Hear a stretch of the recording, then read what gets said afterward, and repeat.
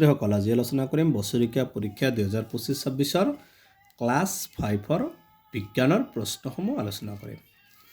1 নম্বৰটো দিছে শুদ্ধ উত্তৰটো লিখা। ইয়াত এমসিকিউ আছে টোটাল 10টা, টোটাল 10 মাৰ্ক, প্ৰতিটোতে 1 মাৰ্কৰ। এমসিকিউ কেইটা চাবা।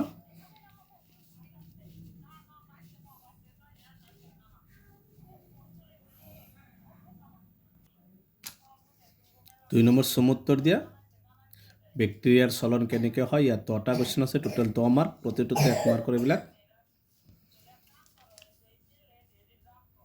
3 নম্বৰ খালী ঠাই পূৰ কৰা। ইয়াত আছে 7টা আছে, 7 মাৰ্ক, প্ৰতিটোতে 1 মাৰ্কৰ এইবিলাক।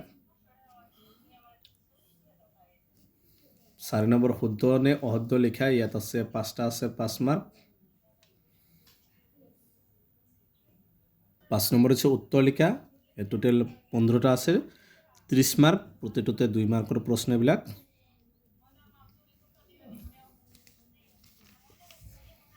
দুই মাৰ্কৰ প্ৰশ্ন।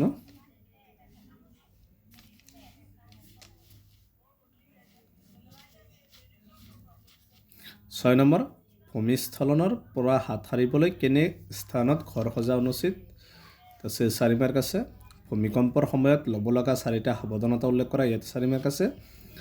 8 নম্বৰ তাম পানীতকৈ কিমান গুণে গধুৰ। তামৰ ঘনত্ব 7 গ্ৰাম ঘন চেণ্টিমিটাৰ হ'ব হ'লে 540 গ্ৰাম তামৰ আয়তন কিমান হ'ব। ইয়াত 4 মাৰ্ক আছে। 9 নম্বৰ চকুৰ ৰেটিনাত বস্তুৰ কেনেদৰে গঠন হয় এটা আৰ্হিৰ সহায়ত বৰ্ণনা কৰে। ইয়াত আছে 4 মাৰ্ক। 10 নম্বৰ 10টাৰ ঘনত্ব 7 গ্ৰাম ঘন চেণ্টিমিটাৰ, 840 গ্ৰাম 10টাৰ আয়তন কিমান। ইয়াত আছে 4 মাৰ্ক। 11 নম্বৰ পাৰ্থক্য লিখাত আছে 4 মাৰ্ক আছে। 12 নম্বৰ তলৰ শব্দবোৰৰ অসমীয়া প্ৰতিশব্দ লিখা 3 মাৰ্ক। 13 নম্বৰ তলৰ শব্দবোৰৰ ইংৰাজী প্ৰতিশব্দ লিখা যিকোনো 6টা 3 মাৰ্ক। তাৰপিছত মহান বিজ্ঞানৰ চাণক্যৰ জীৱনৰ পৰা এইবিলাক 1 মাৰ্কৰ প্ৰশ্ন আছে।